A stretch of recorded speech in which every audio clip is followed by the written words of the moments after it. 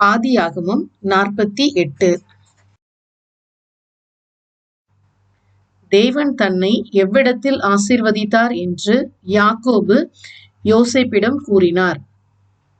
Loose.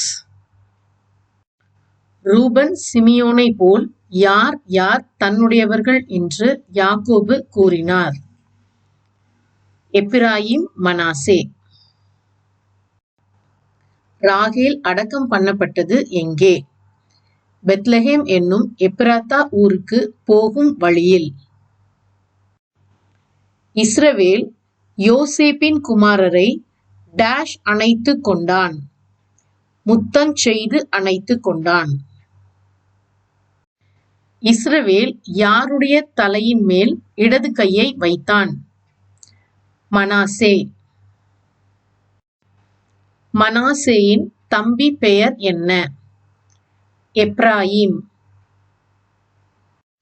அது எனக்கு தெரியும், என் மகனே, எனக்கு தெரியும். யார் யாரிடம்? இஸ்ரவேல் யோசேப்பிடம். முதிர் வயதினாலே இஸ்ரவேலின் கண்கள் எப்படி இருந்தது? மங்கலாய் இருந்தது. யாக்கோபு யோசேப்புக்கு அதிகமான பங்காக கொடுத்த நிலம் யாருடையது? எமோரியர். இவர்கள் யார் என்று கேட்ட தகப்பனுக்கு யோசேப்பு கொடுத்த பதில் என்ன? இவர்கள் இவ்விடத்தில் தேவன் எனக்கு அருளின குமாரர்.